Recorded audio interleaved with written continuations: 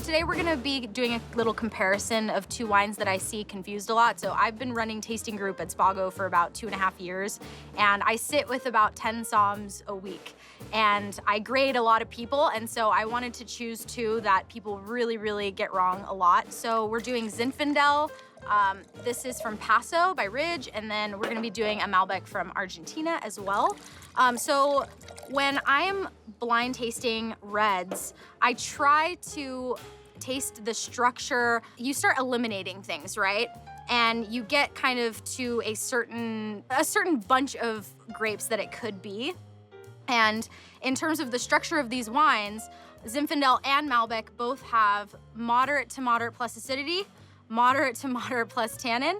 They both have oak, new oak, and they both are, pretty concentrated in colors to where they have staining on the glass. So both of them leave a little bit of color on the glass.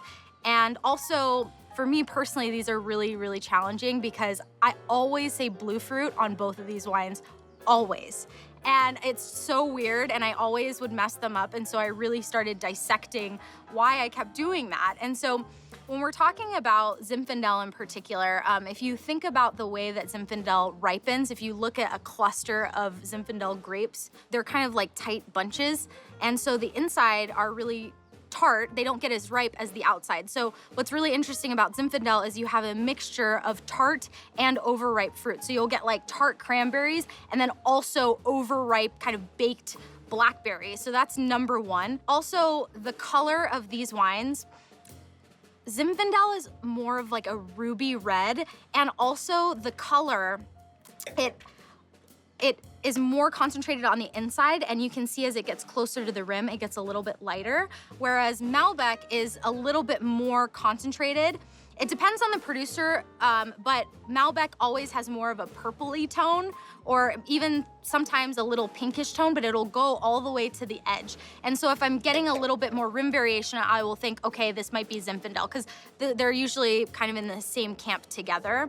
And then also the types of oak. So when we're blind tasting, this isn't true for all producers, but a lot of producers will have American oak on it if we're talking about something from the US.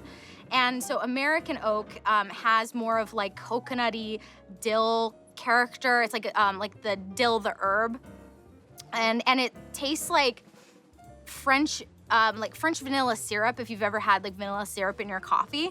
Whereas Malbec typically has some French oak on it, which is more like Tahitian vanilla. It's a little bit more refined oak, so it doesn't hit you as powerfully. I think that American oak is really delicious on Zinfandel. It really works with the grape. I think that's why a lot of people do it. There are producers that use French oaks, and sometimes it's a combination, so you can't say 100% for sure, but it is one of those things that kind of like tips you off a little bit. These wines are also difficult because I get black pepper on a lot of wines, but these two, I do get black pepper. The high alcohol of Zinfandel and a little bit of that sugar, because again, the outside grapes for sure are gonna get really ripe. It ripens very quickly. So high alcohol and a little bit of touch of sugar, I'm thinking, okay, I'm gonna lean towards Zinfandel. Whereas if it finishes just a little bit drier, if you think about, Mendoza, and it's usually high elevation fruit, right? And so it will be just a touch drier. It doesn't get to that overripe stage. But again, they do have so many similarities. It's like chocolate and vanilla flavors. It can be really difficult. So don't beat yourself up if you get these wrong, but it's really about the texture. Again, Malbec for me is much more, I think of wines in my mouth when I'm blind tasting, and I think of the feeling that it gives me. Malbec is just a little bit more even keel, whereas Zinfandel is a little bit bigger and it's a little bit more like unctuous, I guess. I don't think that's a word that we would use in blind tasting, but that's how it feels to me. And when you're making your initial and final conclusions, you just kind of feel the wine, you feel it in your body, and you're like, all right, this is Zinfandel, or this is Malbec. And also, they both have purple flowers. So again, it's like if I hear myself saying blue fruit, purple flowers, black pepper, and sometimes they have a little bit of meaty character. Malbec especially can have a little bit of like a sanguine character as well. So you just start dissecting these little clues and just listen to what you're saying.